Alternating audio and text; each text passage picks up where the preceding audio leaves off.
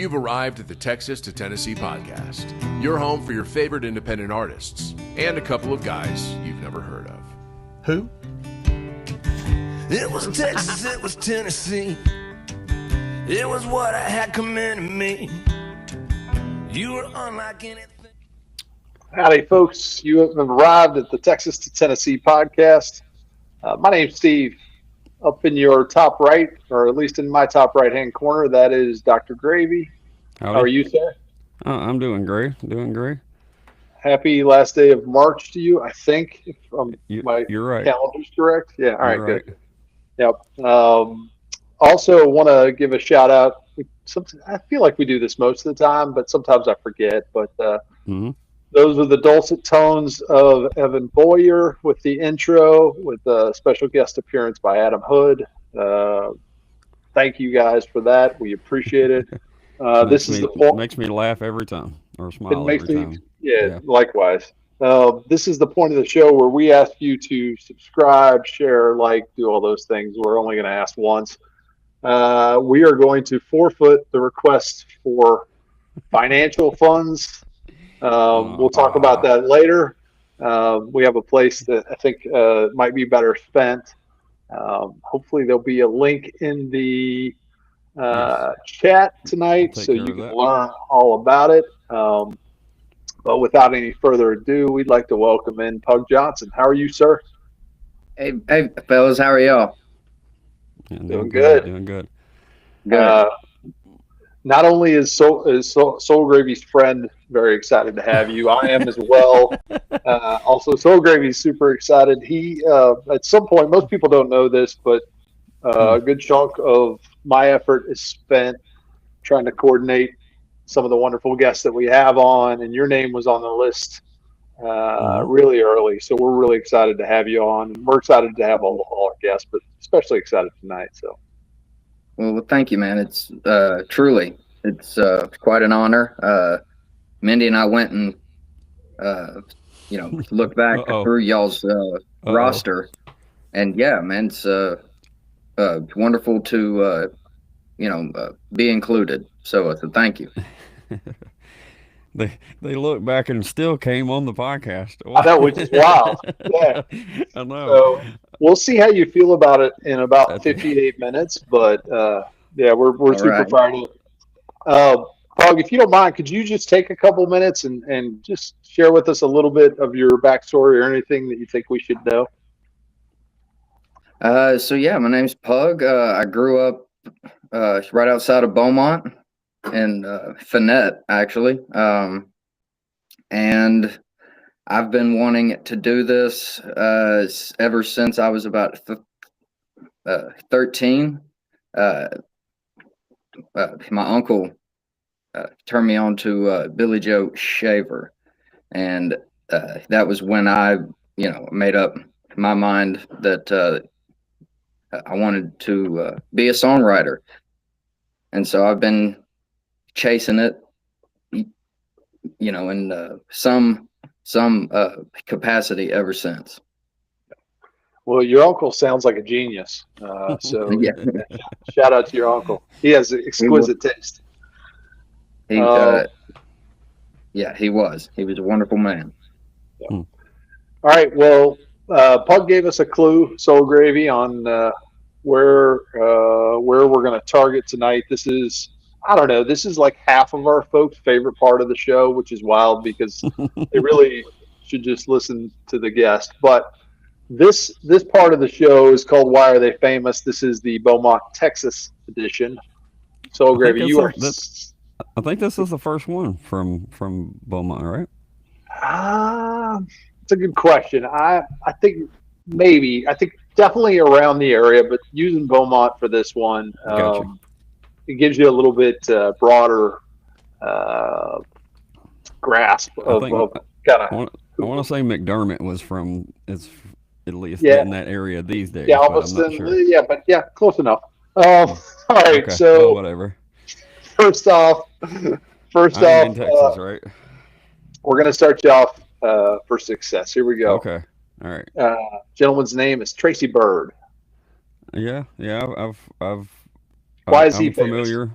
The watermelon crawling. I mean, you know, and a bunch of other things. But Yes. who hasn't done the watermelon crawl? Not in a while, but I know, yeah, exactly. sure. It's a long time. Yeah, it's been a minute. All right. This gentleman is from nearby Saginaw. Okay. I'm just going to give you the nickname, see if that helps. Hmm. Born in Saginaw, his nickname is the Possum. Oh, okay. I'm familiar with George Jones. Yeah. All right, Yeah. 2 for 2, Soul Gravy. I would get my country music podcast license revoked if I got that one wrong. You know. That wouldn't be a great look. No. I wouldn't put it past myself, but anyways. This it's kind of a hot streak for you. 2 for 2. This young lady's name is Janis Joplin. She's from nearby Port Arthur. Okay. Yeah, I'm familiar with Janis Joplin as well. Yeah, she was. You don't even have to name a song or anything. But yeah. She was pretty good. Yeah. Yeah, well known. Uh-huh. Heavy on the musicians so far. Well, that's good. Might be making a turn here. Jay Bruce. Jay Bruce. Why do I know that name? And I'm not sure. I know the name, but I don't know why. If you were going to guess, what would you guess Jay Bruce does I don't or did for a living? I don't want to guess. No? Okay. No. Jay Bruce played first base. I want to say he played with Cincinnati, but should have been in that time when you were working in baseball, and Really? would have been in the same division as the Cardinals. So I thought we had a chance on that one. Yeah. That was a while ago. It's been a minute. All right. Bruce Litsky. Kind of an unusual last name. Yeah, but I don't think I'm familiar with his unusual last name. What did Bruce do? Bruce was a amazing golfer. Played on the PGA Tour for a pretty significant time. So think of like Watson, Nicklaus that time. Gotcha. Yeah, it was kind of in that same vein. All right, 2 more for you. You're going to finish strong, Soul Gravy. All right. What do you think of when you think of a tour bus driver? What comes to mind first? I don't know. I mean, what comes to mind first? Yes. I don't know. I don't know what comes to mind. Okay. I mean, I know they gotta have gotta have a room to sleep in. For sure, important. Yeah. They gotta important have not to bring your firearms into the stadium that you're playing. And also clean the bus. I've heard that's important. We have rules on the bus. They go round and round too. But yeah. This gentleman's name is Clay Walker. Does that help? Okay. Yes. So that's where I was going with the clean bus part. So. Okay. All right. Well enough. Yeah. He's from the area. And then lastly, one of my favorite artists. I guess I gave it away. His name's Mark Chestnut. Yeah. I'm familiar with him too. He's got a really cold home, apparently, though, and a little too cold. That's a brother. Yep. Well, Soul Gravy, that was 6 for 8. Yeah, that's pretty good. Yeah, I mean that was about work on the sports ball. That was about as easy as it can get, though. So, but shout out to Beaumont. No, Union generals or World War II whatever's. Right. Yeah. So I took care of you tonight. All right. You. Well, great job. We're going to roll over to the goofy question of the night, and then Pug, it gets way easier after this one. So this question is called the pie question. I'm going to give you a musical pie, and we're going to divide it up into 4 sections. Unfortunately, I get to choose the 4 sections. The 4 sections are songwriting, recording, performance. And then the 4th piece of pie is anything that you do on a given day that doesn't fit into one of those 3 areas. So making awesome YouTube videos, changing tires on the tour van, booking, I don't know, like it just depends on kind of what your setup is, but all the things that you don't necessarily know that you're going to be doing when you first start out doing music, but ends up taking up a bunch of your time. That's the fourth slice of pie. Mm-hmm. So my question for you is, which one of those slices is home for you? Where's the, is it songwriting? Is it recording? Is it performance? Which one of those is the place that you feel most at home? Well, I can definitely say that like the miscellaneous, that sounds a lot more like what Mindy does, Fair enough. now. Yeah.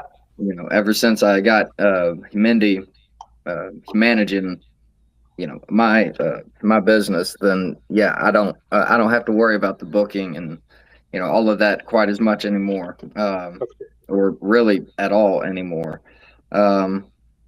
But the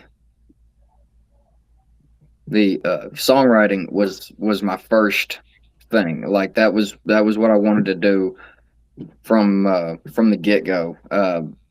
At the time, I couldn't sing, I couldn't play an instrument, but I wanted to write some songs and I wanted other people to sing them. And eventually it got to where it was like, oh, well, you have to like play your song at least, enough for people to hear it, so they know if they actually want to pick the song up. And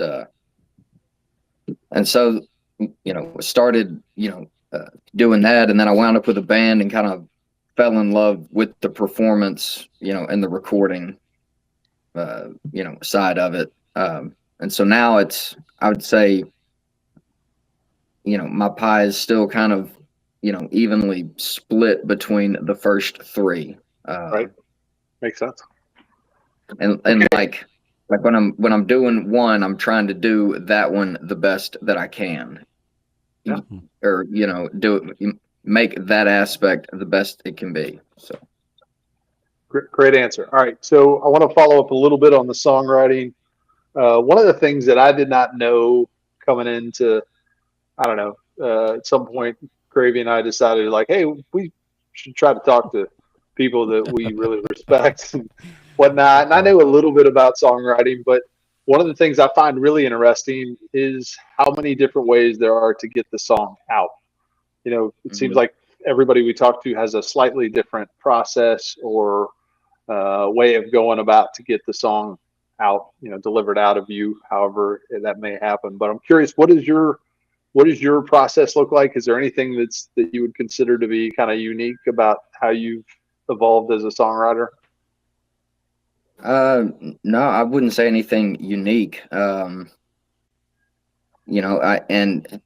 wouldn't say that I have a set method, that like I go through, with every tune. It just kind of varies as to what suddenly jumps out in my mind that will catch me and go, oh, hey, I like that. Is it a piece of melody? Is it a phrase or something that like I hear, and yeah, it can be any of it. With this new album that I'm trying to get made, I had been in quite a bit of a dry spell, and I had an idea finally, come out of nowhere, and I really dug it, but it sounded too much like 2 or 3 different Merle Haggard tunes. And so typically when I would have, when I would run into that, I would trash the idea. And I had been in a dry spell for, long enough. I was kind of desperate, and I said, well, no, I'm gonna just take it and see if I can make something else out of it. And I wound up with a song, Tucson, that's going to be on this album. And it was enough to finishing that one and having one that I really liked was enough to get the juices kind of going again. And then a couple weeks after that, I wound up spitting out the rest of the album in 2 days. And so it's it just kind of comes, So, Pug, you talked a little bit about kind of, I don't know if you call them triggers or whatnot, but there were certain things that kind of kick-started your brain in terms of the songwriting piece and finding a melody or finding a turn of phrase or whatever it may be. What might be some of the, I mean, are you consciously aware of any of those triggers that you like, hey, if I'm in this setting, I'm extra attentive and listening, or, potentially trying to discover something that is new and different than maybe what somebody else is doing or what you've done previously? I didn't quite, I'm sorry, I don't quite catch what you're asking me. Well, so you mentioned that there are things that trigger you from time to time in terms of hearing a melody or maybe picking up a phrase somewhere. Do you find that happens maybe at certain times, or is this a thing where you're sitting down and you're like, okay, I'm dedicated, I'm doing writing right now, or is this things that are maybe a little bit more, I don't want to say more organic, but kind of out in the wild, and you're like, all right, that's something that I could develop into something? Yes. Okay. I should be doing the the dedicated sitting down, taking time out, and like doing that creative work. When I wrote the last album, when I that 2-day kind of stint where like I spit out 7 tunes. That one was more of a structured writing than I had really ever tried to do. I had a few songs already, and so I knew I wanted to make a classic country heartbreak album, or at least like kind of my take on it. And so then I was like, okay, well, I need this many songs. So I need like a barroom anthem, and I need a song about this. I need a song about this part of a breakup. I need a song about this, or I need a song with this kind of vibe. I want one with a shuffle on it. I want one with a swamp pop feel. And so I kind of went through that and then started playing around. Just okay, well, I've got this old idea that I've like carried around for 5 or 6 years that I never did anything with. All right, well, let's see if I can make that fit right here. And and I wound up getting a lot done versus where like I had typically done a lot more of the just waiting for it to come, waiting for it to hit. And I would only write the idea if it like grabbed me enough, or if I found myself, if I wrote like a piece of a chorus and I'm still keeping it going for a week or more, it's like, all right, well, hey, there's probably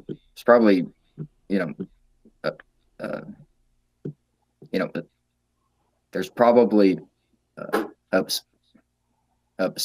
something to this. Yeah. And so no, totally makes sense. It's worth trying to finish. Yeah. Yep.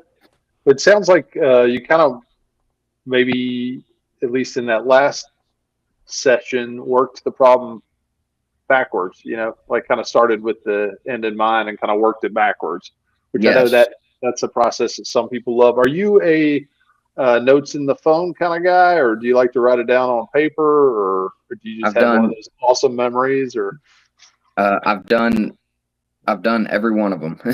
There were a few of the tunes. So we have a giant whiteboard here in this this studio space, which is where we filmed the telethon and everything. And so like I would write on the whiteboard while I paced around, and then I would take a picture of it. And so that was how I wrote at least 5 or 6 of the tunes. Very cool. Yeah. Yeah. Well, folks, if you were thinking about leaving, don't, because we're going to talk about the telethon here after halftime. But I know Soul Gravy's got some questions before we get there. Yeah, I meant to say this when we got started. Shout out to Jack Dunker for the T-shirt. Appreciate that, Jack. Also, our buddies in Rugged Revival. Pug was on with Yes, them, sir. and they kind of steered us in your direction. We've helped each other out along the way with all different sorts of things. They're buddies of ours, and we appreciate what they do as well. So if you haven't seen that episode, definitely go give that a listen and give them a subscribe as well. Great dudes and all of that. Yes, I sir. want to know where the for lack of better words, the not serious side. You've got a really good, a cool way. I think that's cool. That I mean, you've got some tough hitting songs, but you've also got some kind of sort of smart assness that you can throw into things and not be where it's breaks up the super serious side of it. Where did that come from for you? Well, I'm only 5'6". So yeah, Gotcha.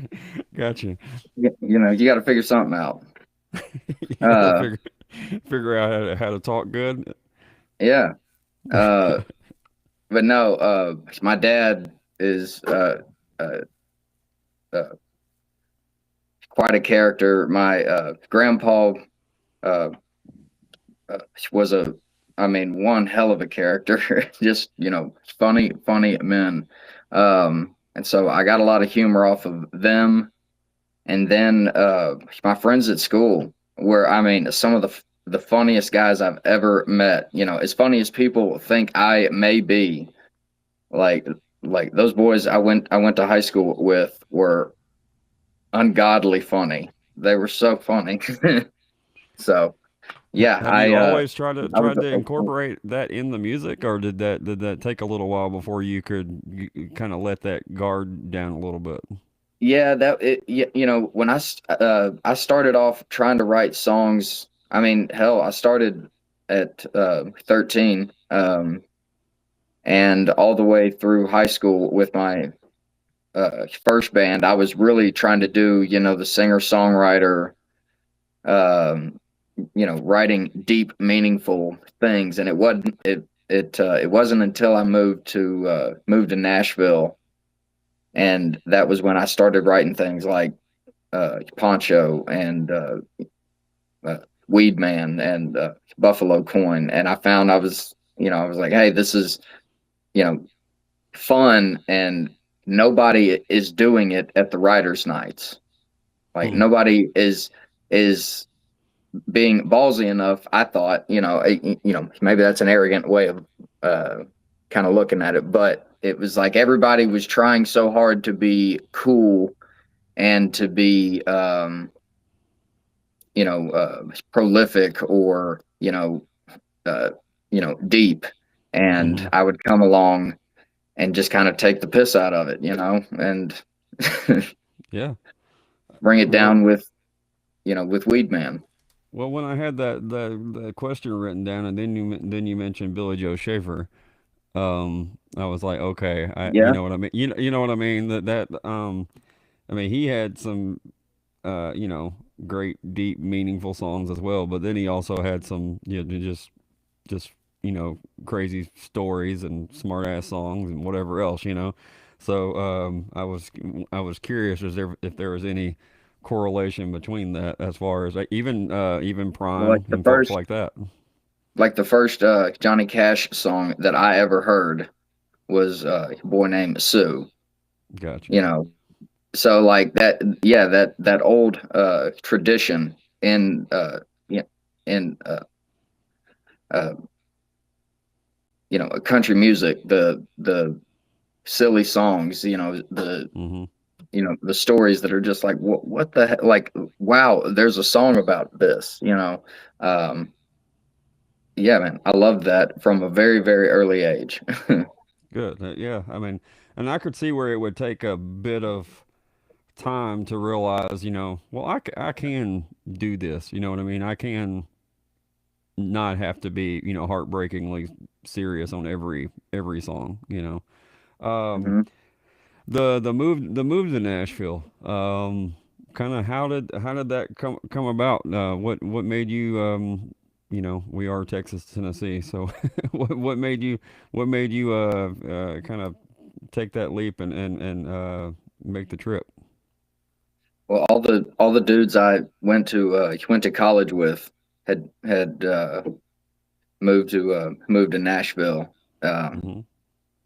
uh, my band, included. Right.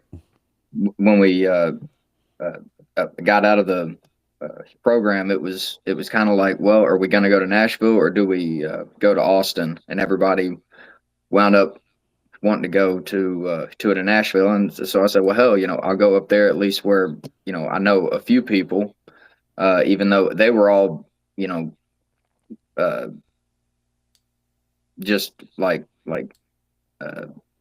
pickers, like bass Right. players and guitar players and stuff like that were picking up plenty of gigs. And so, like, I was the one out there trying to play writers nights and stuff.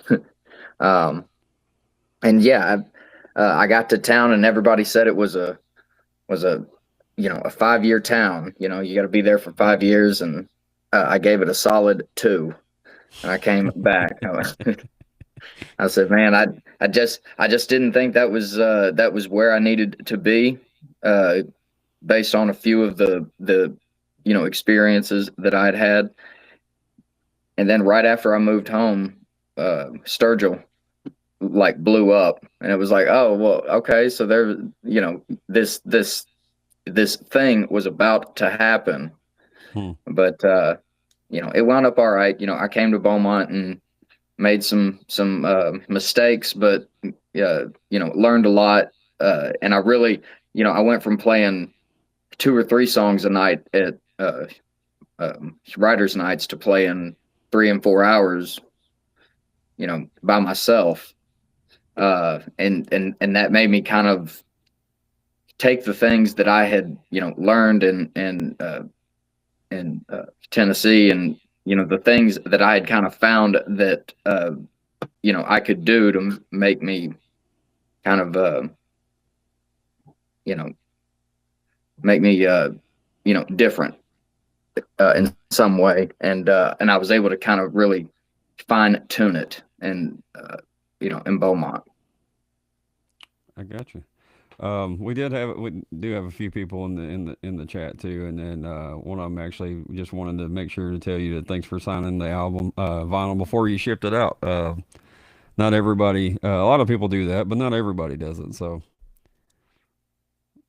Well, and yeah, he thank you. and the other thing I was gonna ask, as far as that, when you first started doing those 3 and 4 hour gigs, I'm always curious when people have to do the cover thing. We all know that there's a lot of songs that everybody wants you to play, but what are some songs that you wanted to play at that point in time? I was such an asshole about all of that. I would like make fun of people if they asked, for Freebird and stuff. Which is like where I learned kind of, a good bit of, a crowd work. Like, I learned how to Yeah. make it kind of, funny, and, they wouldn't get their feelings hurt. Every once in a while they would get their feelings hurt. And so, like, you kind of learn how to dial it back. But no, I would, that was kind of my thing down in Beaumont, is like, if you came to my gig, you were going to hear like old you know, like, deep cuts. I wasn't going to play the greatest hits. I was going to dig back and find, Heaven Was a Drink of Wine and T for Texas and things like that, people would, love if they heard it. And I was confident in that. And I was confident that I could give it to them in a way that they would be like, oh, hey, no, I really like that. Yeah, I mean, it takes some, I guess you'd say like stubbornness, I guess, to force feed those songs. You know what I mean? Because it's easy to play a shitty version of Neon Moon and everybody love it. It's hard to play, your songs and the song, whatever it is that you want to play, and stick to your guns. That's way more difficult than just and there's no right or wrong, but if it's not you, then it's then that's tougher. I'm glad you were able to, you stuck to your guns, and that helps forge your sound, no matter even if it is covers, I'm sure. So well, we'll see if it ever pays off. Gotcha. We just need a funny Freebird song now. Yeah. All right. Well, Pug, I know it feels like you've been on here for 3 hours, but we've been 30 minutes, so we're at halftime. We would like for you to give us a little information on the song Last Call. Okay. So that one was inspired by Terry Allen's album Juarez. I had found that album while Mindy and I were on a trip to play some gigs, and I was like digging in to Terry. This was my first time. I knew he had a few tunes that like I really liked, but I was like, well, I need to dig more into him, and so I went back to the first album. And as it played through, I was like, "Oh my God, this is the great! This like this is a thing. This this exists." And so I wound up, based on some past experiences, I had this idea about trying to make a pickup, as the bars are closing. And I got to a part in the chorus, and I was kind of stuck because it was I had written myself into a bit of a hole with get out of your head and get into my truck. And I was like, well, what am I gonna like? This is already like a stupid line. Like, what am I gonna rhyme with truck? And a Terry Allen line came to mind, and I was like, this is an awful idea. Which, if you listen to my songs, you can tell that when I get an idea that I think this is an awful idea, nobody else would ever do this, I'm probably gonna keep it. I'm gonna do it. Right. So, awesome. Well, we are going to go silent. Well, let's about the video too, because on the live version we're going to play the audio, but on the whenever I post this out on the edited version on Spotify and YouTube and all that, I'm gonna have the his music video to go along with this. So just give us a little backstory on the video as well. So I had a bunch of friends of mine that we cast in the various that's funny. That's funny that they're your friends too. That makes the video even better. And they were all. I mean, everybody killed it. Everybody thought that the guy that's playing the asshole character, they all thought he really acted like that. And I was like, no, dude, he's a sweetheart. but he's got a bad reputation around town. Yeah, he like totally nailed the part, and it was great. Okay. All right. Well, I am going to be able to put the picture up, so we'll throw the picture up and play Last Call. So here we go. And Pug, if you can hit the little sound button, we'll get the best color. Yep. Thank you. Here we go.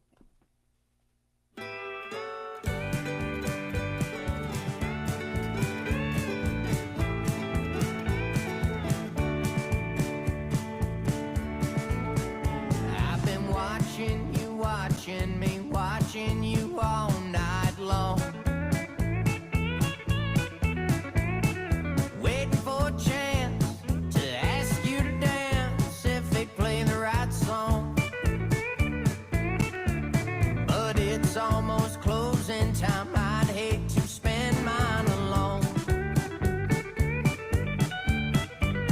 Would it be indecent to ask you how recent you've let someone new take you home? Get out of your head, get into my truck. I know a nice spot where we can go suck on some Dos Equis beer, maybe an ear or toe. I know that sounded kinky, but don't you think we should see how far this thing goes?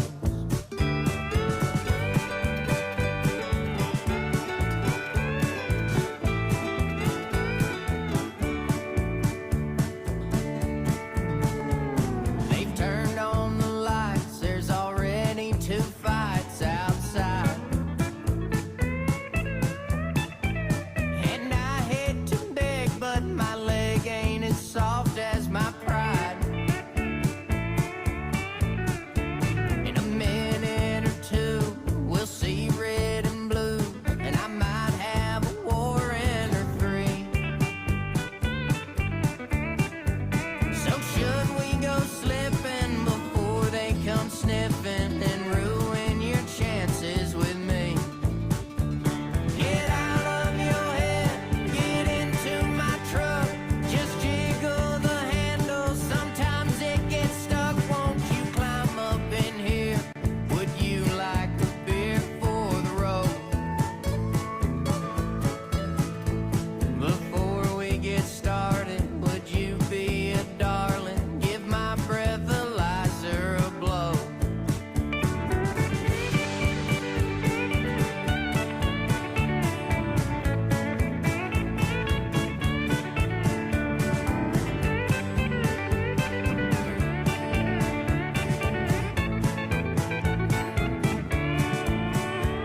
Get out of your head, get into my truck. I know a nice spot where we can go suck on some Dos Equis beer, maybe an ear or toe. You say you don't like that, but if you ain't tried it, then I say we don't really know.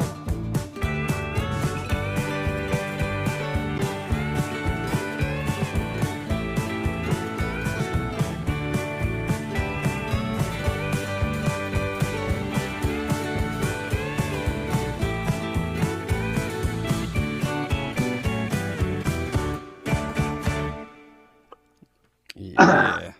That's great. And Well, folks, maybe not. No, I had to turn down the volume. It was about to play another one. We were about to do a 2 for Tuesday. Oh, 2 for, yeah. Yeah, Well, appreciate that. Mhm. Folks, Kind of like sex, drugs, and rock and roll. Yeah, that was about, that's what it was about to play. Yep. yeah. If you, I mean, I can't wait for everybody. We're going to talk about videos now, but I can't wait for everybody to see that music video. So it's awesome. Great job. Thank you very much. Oh, you're welcome, man. Thank you for putting it out. Also, fun fact: Terry Allen, born in my hometown. So, Okay. yeah, I mean, absolute legend. Which is Yeah. Wichita, Kansas. okay, nice.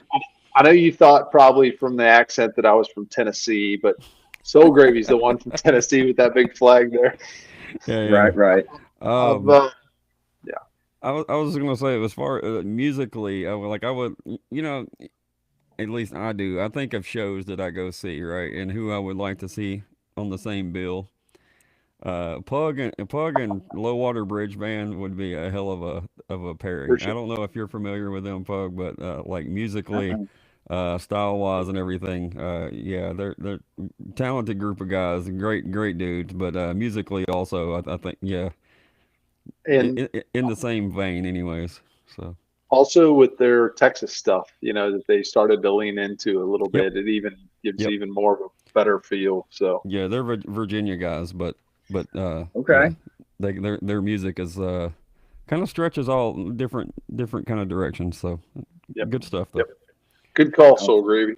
Appreciate it. All right. Well, since we're talking about videos, I don't even know where to start on the Kickstarter campaign, because it is, I don't know, 46, 50 minutes of just absolute brilliance. So, Thank you, man. yeah, I wouldn't say it was brilliant. Well, there are funny. definitely parts of it that I think are super brilliant. But that being said, tell us about this Kickstarter campaign. I know this isn't the first time that somebody's brought up the idea of raising money for an album, but your approach is pretty unique, and I love that. So can you tell us a little bit for maybe somebody who hasn't seen it yet? So I do forget how it really came up, but it was my landlord who was Dick in the Right. and he's the filmmaker genius that made it all possible. But it was me and him and Mindy, and we were talking about we needed a way to kick off this Kickstarter campaign, and somebody threw out the idea of doing a telethon, because because that's a fashionable thing in 2026. But since this album is kind of a throwback, it was like, well let's do some throwback shit with it, and so yeah, we decided that we would do a telethon, but like everything is going to go wrong. And and so then we kind of developed this whole plot of like, oh well, I'm gonna be missing. It's it's my telethon that we're raising money to cure the heartache epidemic. But I'm not there, and then it rocks along. I've been kidnapped, and then I get killed in my hostage exchange, just chaos after chaos. So, but it was all just a way for us to do some bits with some friends of mine, one who is actually a world class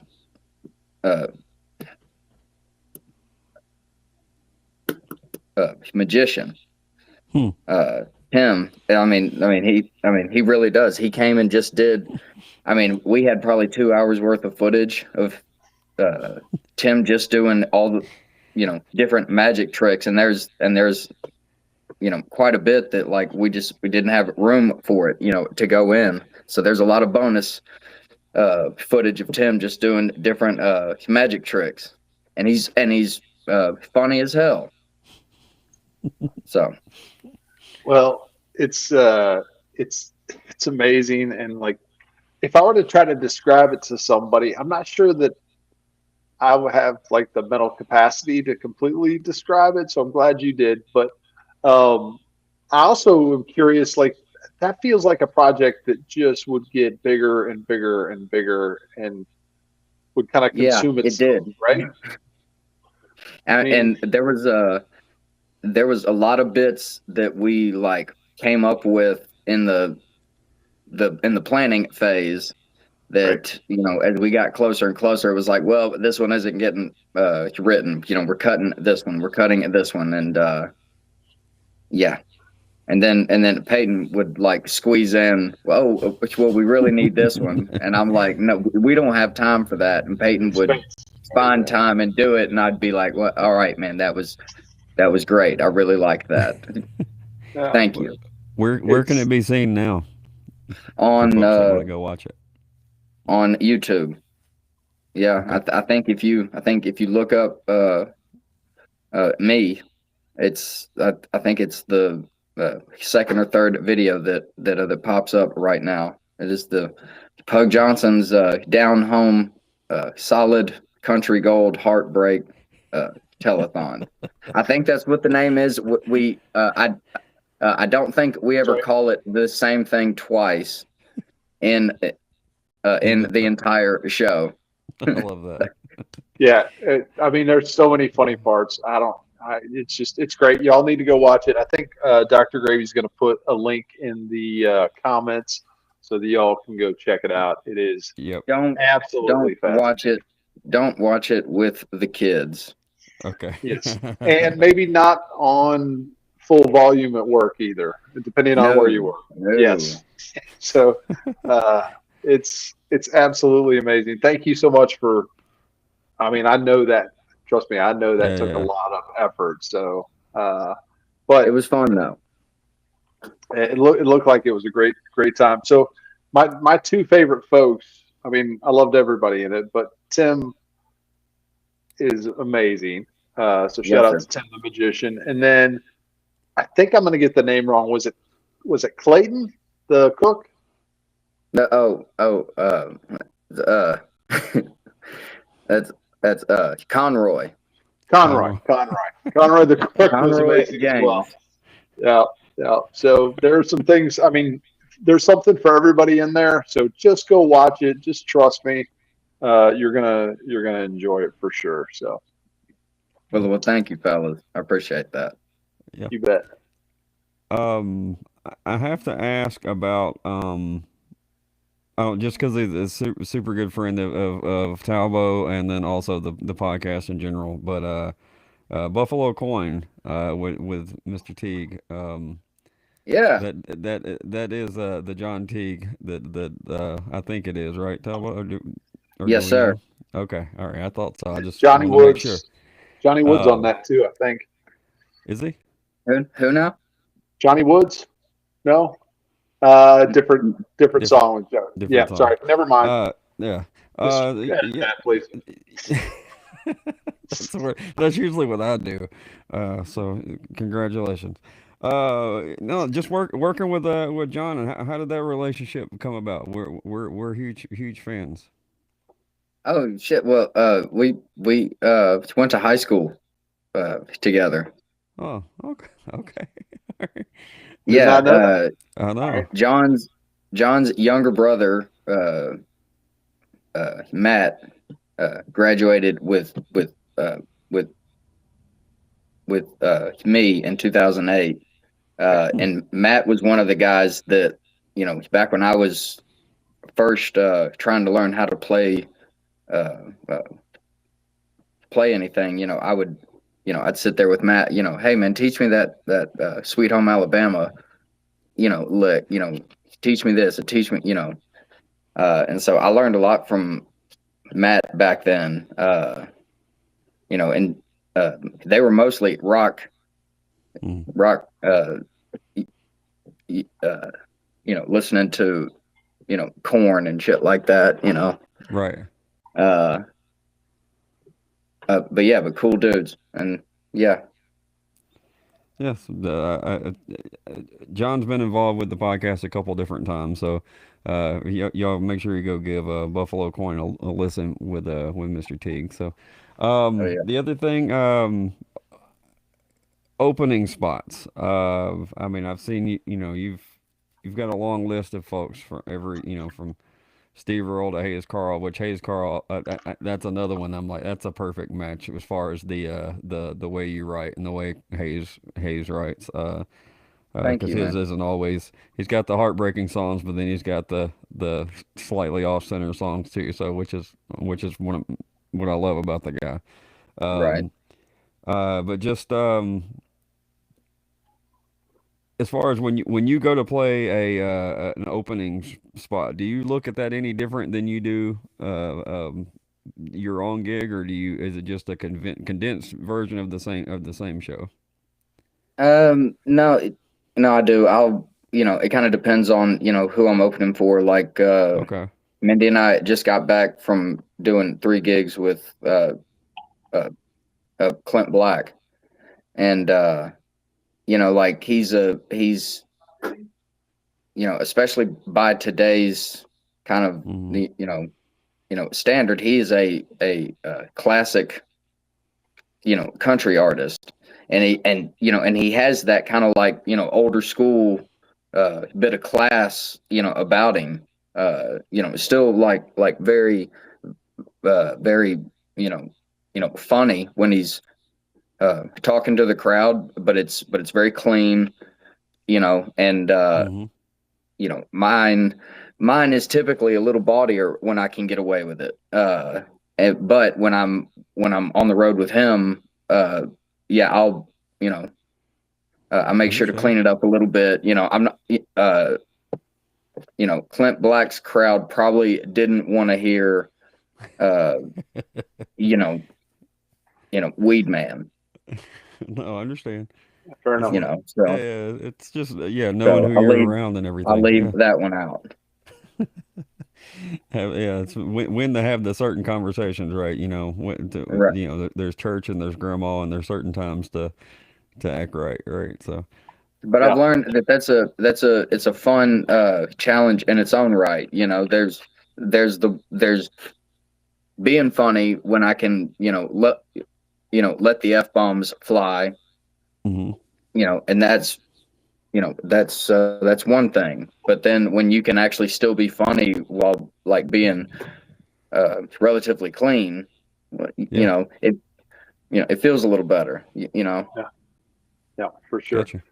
We can't buzz by Clint Black without doing a callback. Soul Gravy episode number 135 was not Clint Black, but it was Clint Black's longtime manager, Brenton Strickland. One of my favorite episodes. Yeah, man. Yeah, so we were super fired up and honored to have him on. We're still waiting to get Clint on. We'll see if that happens. You never know. Yeah, but that was a cool episode as far as being, like you said, he was Clint's manager, or has been Clint's manager for a long time, and so that's a different look at the other side of the coin. So, very cool episode. But he's also a musician and songwriter and everything as well. So it's a very good conversation. It still sounds great doing everything. Yeah, like his voice is still great. Right? He could, like, dude. Yeah, he plays great. Yeah. Wonderful. Well, good deal. We would like to stay on here for several hours, Pug, but we are committed to getting you out of here in an hour. We are at the part of the show that we call Rapid Fire. I'd like to add one. Maybe we are. Well, it could be slightly rapid fire. Maybe like, you know. Would you like to ask the first rapid fire? Well, I'm curious. I thought about this earlier, and my buddy that messaged about the vinyl. Yeah, we got to take care of it. He said he was curious if you know, like if you hit Pug Johnson Radio on Spotify, right? It makes my Pug Johnson Radio, and Talbot's might be a little bit different, but if I'm rewording his question, but if you could make a Pug radio, who would be some of the artists that would play on your radio station? It's a good question. Well, right now especially would be Jerry Lee Lewis and Merle Haggard, Willie Nelson, George Jones. And then of course, like you get into, you know, Louisiana stuff a little more, like Dr. John, you know, some Dixieland jazz, you know, little Louis Armstrong, Duke Ellington. I've been digging into Duke over the past couple of months. But yeah, man, it's all over the place. A lot of, you know, blues and country. What about some current guys that you would like, you know, your music to be associated with? So all right, so the Reeves brothers for sure. Okay. I love those guys. Christina Murray, like, has put out one of best albums I've heard in a long time. Absolutely love that album. Emily.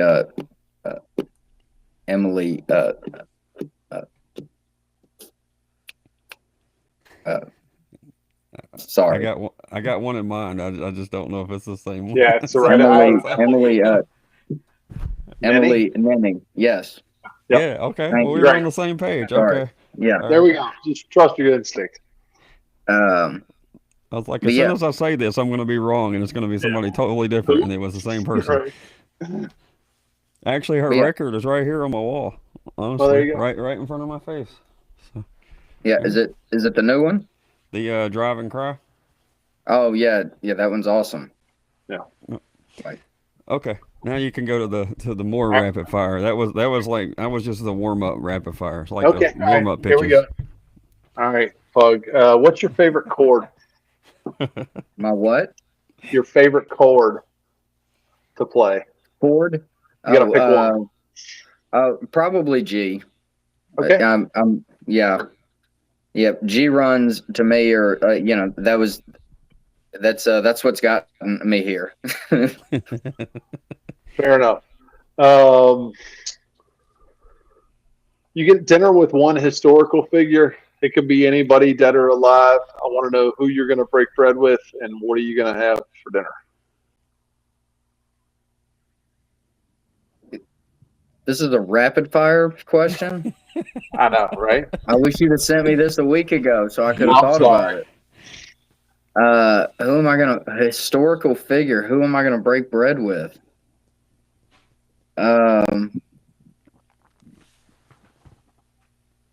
Shit, man. I don't know. You get one free pass. So if you want to pass, I'm gonna go with Sam Houston. Okay. Okay. Nice. Yeah, we've never had Sam that. Houston. We've never had Sam No. Houston. I don't know why. I don't know why, but I'm gonna go with Sam Houston. I have some questions. So Okay, fair enough. Yep. All right. Next question. First concert you attended, and then first concert that you paid to go see.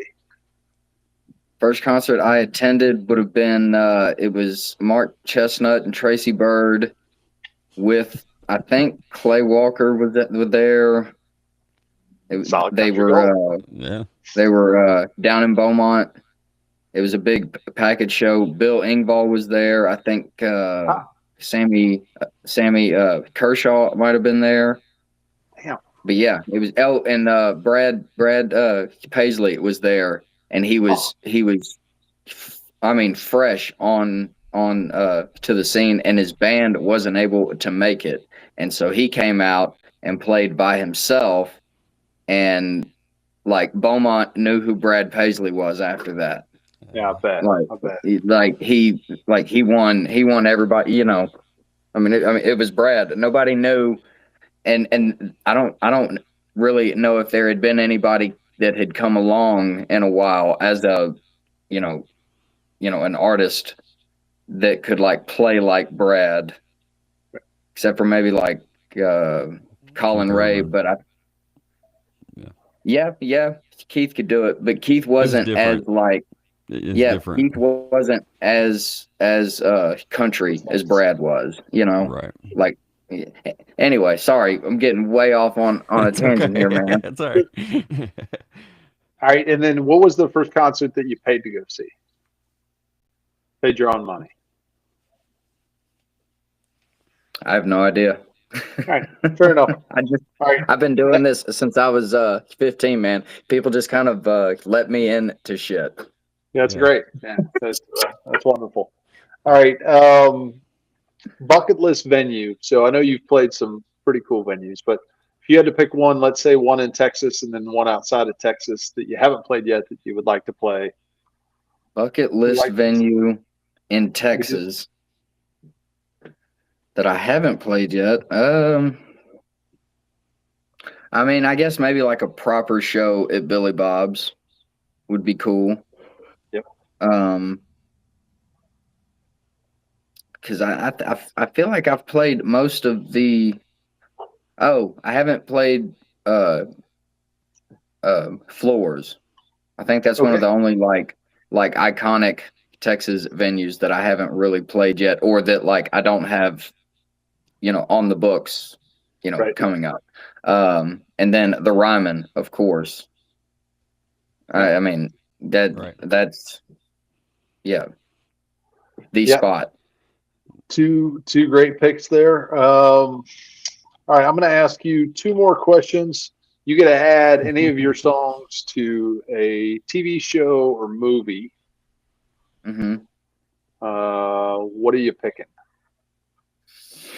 We were really hoping that Yellowstone was going to pick up Miss You All. We kept thinking that Jamie was going to kill himself, and Miss You All would have been the perfect track. Right. It did not work out. I was very sad because I wanted those checks, but honestly, I don't know. I haven't watched a lot of like new shows. Can it be an old show? Yeah, it could be anything. Eastbound and Down. That would be Oh yeah, dude. Like righteous. Gemstones. Yeah. Anything that Danny McBride has done. Put my music in it, please. All right. Last question. I don't always ask this, but I want to ask it tonight. I'm feeling frisky. Tribute bands, yay or nay? Tribute bands? Tribute bands. You down with them, or is that a negative for you? Oh yeah, man. Dude, that is like, those guys that like do that and do it like well. That is a tremendous amount of work, and like, a dedication to a thing. And is it something that like I would want to do? No, but to see it done well, no, absolutely, yeah. Yeah, hats off to those guys.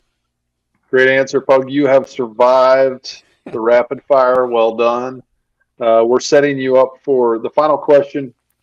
This question has been asked on at least 200 episodes. I think we forgot one in there by accident, but no pressure, Gravy. Hope you don't forget what the question is. Who was it that I forgot to ask that on? Oh, recently. It was one that we had to end because we were having storms, and I think it was. Anyways, it's not a big deal.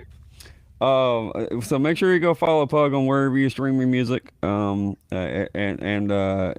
interact with the socials that come across your feed. We all know that socials and everything is not necessarily the artist's favorite thing to do, and it makes it even worse when nobody gets to see it. So comment, interact, share the stuff. Let them know you saw it. And all that, he puts out some funny shit, and so go watch check out the third video on YouTube and all that. But yeah, make sure wherever you stream your music, you hit the follow button. All of the numbers help artists along the way. So, but this is the final question, and it's tough, hard hitting stuff. Is what we do here, Pug. We need to know, what is your favorite Little Debbie snack? Swiss rolls. Oh, okay. Right out of the chute. There's no question. That was one. I spent quite a bit of time with my grandparents back when I was a kid, and once my grandpa figured out that I liked Swiss rolls and Coca-Cola, then every day when I got home, there were Swiss rolls and there was Coca-Cola waiting. And I was very much a spoiled child. We weren't like wealthy, but I was spoiled. I grew up. Meemaw and Pawpaw took care of me, man. Yeah, I grew up with my grandparents for the most part too, so I can completely understand, especially the like you said, they didn't have a lot, but they still relatively spoiled the grandkids. So and it is funny how even that question we've had that has reverted back to to grandparents with several different folks. So it's a corny question, but it's that's cool to have those memories for sure. So also, fun fact, Little Debbie still does not sponsor us, so Exactly. whatever. Come on, Little Debbie. We're looking for 3 years worth of back pay, please. Thank you. Come on. All right. Yes, 100%. All right. Well, folks, thanks for joining tonight, Pug. Thank you so much for your time. We appreciate y'all. it. It was a pleasure. Soul Gravy's going to be on his own on April Fool's, so y'all make sure and join tomorrow. And, Yeah, we got Eric Bolander. That'll be Yep. be a fun one. So Absolutely. we'll All right, y'all. see Take care. Thanks for joining. See you.